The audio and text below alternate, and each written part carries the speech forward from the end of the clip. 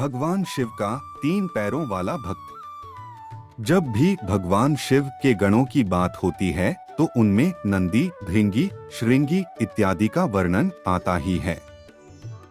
सनातन धर्म में नंदी एक बहुत ही प्रसिद्ध शिवगण हैं, जिनके बारे में हमारे ग्रंथों में बहुत कुछ लिखा गया है। नंदी जी की भांति ही भृंगी भी भगवान शिव के महान गण और तपस्वी हैं, किंतु दुर्भाग्यवश उनके बारे में हमें अधिक जानकारी नहीं मिलती है। श्री भृंगी महाराज को 3 पैरों वाला गण कहा गया है। संत कवि श्री तुलसीदास जी ने भगवान शिव का वर्णन करते हुए भृंगी जी के बारे में लिखा है। बिनुपद होए कोई, बहुपद बाहु, अर्थात शिवगणों में कोई बिना पैरों के तो कोई कई पैरों वाले थे। यहाँ कई पैरों वाले से तुलसीदास जी का अर्थ भृंगी जी से ही है। वैदिक पुराणों में उन्हें एक महान ऋषि के रूप में दर्शाया गया है, जिनके 3 पाँव हैं। श्री शिव पुराण में भी भृंगी महाराज को शिवगण से पहले एक ऋषि और भगवान शिव के अनन्य भक्त के रूप में दर्शाया गया है। भृंगी जी को पुराणों में अपने धुन का पक्का बताया गया है। भगवान शिव में उनकी लगन इतनी अधिक थी कि अपनी उस भक्ति में उन्होंने स्वयं श्री शिव पार्वती से भी आगे निकलने का प्रयास कर डाला। भृंगी जी का निवास स्थान पहले पृथ्वी पर बताया जाता था। उन्होंने भी नंदी जी की भांति भगवान शिव की घोर तपस्या की।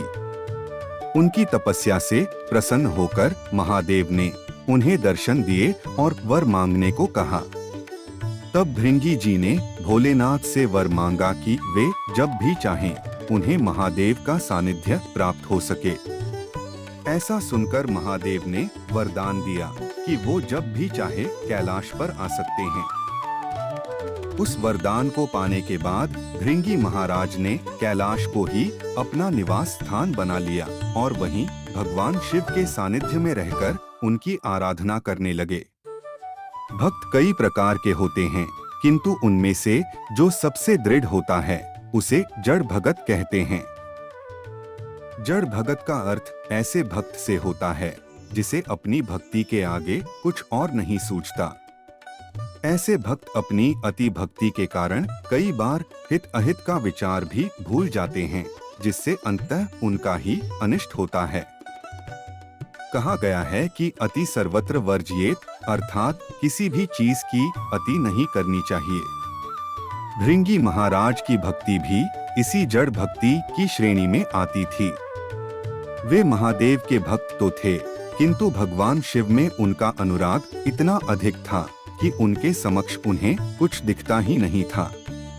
यही नहीं, जिस माँ पार्वती की पूजा पूरा जगत करता है और जो जगत माता है, भगवान शिव के आगे भृंगी स्वयं उन्हें भी भूल जाते थे। ऐसा विधान है कि भगवान शिव की पूजा माता पार्वती की पूजा के बिना अधूरी मानी जाती है। यही कारण है कि विश्व के सभी महान ऋषि जब भी भगवान शिव की पूजा करते हैं तो वे माता की पूजा भी अवश्य करते हैं। ये इस बात का द्योतक है कि भगवान शिव और माँ शक्ति कोई अलग अलग नहीं हैं, अपितु दोनों एक दूसरे के पूरक हैं। इसीलिए शिव की पूजा से शक्ति और शक्ति की पूजा से भगवान शिव स्वतः ही प्रसन्न हो जाते हैं। किंतु भृंगी जी की भक्ति अलग ही श्रेणी की थी। पूरे विश्व में केवल वही एक ऋषि थे जो सदैव केवल भगवान शिव की ही पूजा किया करते थे और माता पार्वती की पूजा नहीं करते थे। नंदी महाराज आदि शिव गणों ने उन्हें कई बार समझाया कि केवल शिवजी की पूजा नहीं करनी चाहिए, किंतु महादेव जी की भक्ति में डूबे भृंगी महाराज को ये बात समझ में नहीं आई। स्थिति यहाँ तक पहुँच गई कि एक दिन भृंगी जी ने स्वयं भगवान शिव एवं माँ शक्ति को अलग करना चाहा। अब ऐसे अति साहस का परिणाम तो भयंकर होना ही था। परिणाम ये हुआ कि भृंगी को माता पार्वती के श्राप का भाजन बनना पड़ा, किंतु उनका ये श्राप भी विश्व के लिए कल्याणकारी ही सिद्ध हुआ, क्योंकि भृंगी जी के कारण ही पूरे विश्व को भगवान शिव और माता पार्वती के दुर्लभ अर्धनारीश्वर रूप के दर्शन करने का सौभाग्य प्राप्त हुआ। एक बार भृंगी महाराज सदा की भांति महादेव जी की आराधना करने कैलाश पहुँचे। वहां उन्होंने देखा कि महादेव की बाईं ओर उनकी जंघा पर माता पार्वती विराजमान थी। भगवान शिव समाधिरत थे, किंतु माता चैतन्य थीं। भृंगी ने अपनी पूजा आरंभ की और अपने समक्ष माता पार्वती के होने के बाद भी उन्होंने केवल महादेव की ही पूजा की।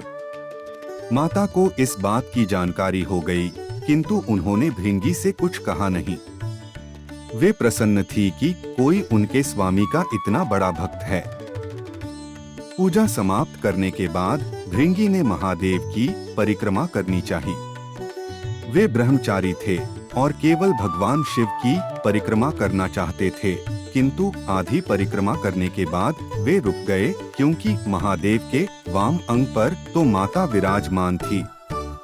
शिव की भक्ति में डूबे भृंगी ने माता से अनुरोध किया कि वे कुछ समय के लिए महादेव से अलग हो जाएं, ताकि वे अपनी परिक्रमा पूरी कर सकें।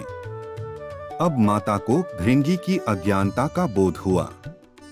माँ ने हंसते हुए कहा कि ये मेरे पति हैं और मैं किसी भी स्थिति में इनसे अलग नहीं हो सकती। भृंगी ने उनसे बहुत अनुरोध किया, किंतु माता प्रभु शिव की गोद से हटने को तैयार नहीं हुई। भृंगी अपने हठ पर अड़े थे। भक्ति ने कब मूर्ता का रूप ले लिया, उन्हें पता नहीं चला। उन्होंने एक सर्प का रूप धारण कर लिया और परिक्रमा पूरी करने के लिए महादेव और महादेवी के बीच से निकलने का प्रयत्न करने लगे। उनके इस कृत्य से महादेव की समाधि भंग हो गई। जब शिव ने भृंगी को ऐसा करते हुए देखा, तो वे समझ गए कि भृंगी अज्ञानता में डूबे हैं। तब उनकी अज्ञानता दूर करने के लिए महादेव ने तत्काल महादेवी को स्वयं में विलीन कर लिया। उनका ये रूप ही प्रसिद्ध अर्धनारीश्वर रूप कहलाया, जो देवताओं के लिए भी दुर्लभ था। उनका ये रूप देखने के लिए देवता तो देवता, स्वयं भगवान ब्रह्मा और नारायण वहां उपस्थित हो गए। सबको लगा कि अब भृंगी को सत्य का ज्ञान हो जाएगा, किंतु कदाचित उनकी भक्ति सारी सीमाओं को पार कर चुकी थी। उन्होंने भगवान शिव की परिक्रमा करने के लिए एक भयानक दुस्साहस किया। उन्होंने एक चूहे का रूप धरा और अर्धनारीश्वर रूप को कुतरकर महादेव को महादेवी से अलग करने का प्रयास करने लगे। अब तो ये अति थी। भृंगी महादेव के भक्त थे, इसीलिए वे तो चुप रहे, किंतु ऐसी धृष्टता देखकर माता पार्वती का धैर्य चुप गया। उन्होंने क्रोध पूर्वक कहा, रे मूर्ख, इस अर्धनारीश्वर रूप को देखकर भी तू ये ना समझा कि शिव और शक्ति एक ही है। यदि तेरी दृष्टि में स्त्री शक्ति का कोई सम्मान नहीं है, तो अभी तेरे शरीर से तेरी माता का अंश अलग हो जाए। सृष्टि के नियम के अनुसार मनुष्य को हड्डी और पेशियां पिता से मिलती हैं और रक्त और मांस माता से। माता पार्वती के श्राप देते ही भृंगी के शरीर से रक्त और मांस अलग हो गया। अब वो केवल हड्डियों और मांसपेशियों का एक ढांचा भर रह गए। मृत्यु उनकी हो नहीं सकती थी, क्योंकि महाकाल के पास काल कैसे आता। अब असहनीय पीड़ा सहते हुए भृंगी जी को अंततः ये ज्ञान हुआ कि पुरुष और स्त्री एक दूसरे के पूरक हैं। उन्होंने उसी दयनीय स्थिति में माता पार्वती से क्षमा याचना की, दोनों की पूजा और परिक्रमा की।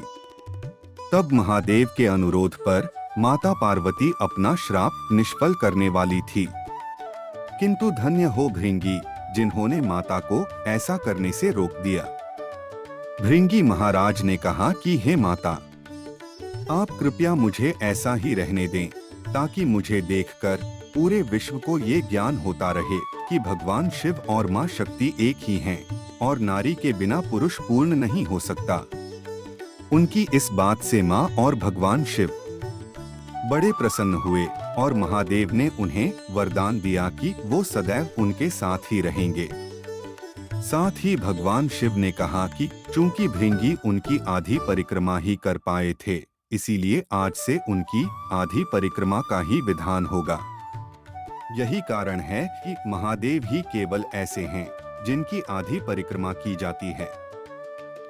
भृंगी जी चलने फिरने में समर्थ हो सकें, इसीलिए भगवान शिव ने उन्हें तीसरा पैर भी प्रदान किया, जिससे वो अपना भार संभालकर जगत पिता और माता शिव पार्वती के साथ चलते हैं। भृंगी महाराज को तो ऐसा सौभाग्य प्राप्त हुआ जिसके लिए स्वयं देवता भी तरसते हैं। भगवान शिव का अर्धनारीश्वर रूप विश्व को ये शिक्षा प्रदान करता है कि पुरुष और स्त्री एक दूसरे के पूरक हैं। शक्ति के बिना तो शिव भी शव के समान हैं। अर्धनारीश्वर रूप में माता पार्वती का वाम अंग में होना ये दर्शाता है कि पुरुष और स्त्री में स्त्री सदैव पुरुष से पहले आती है और इसी कारण माता का महत्व पिता से अधिक बताया गया है।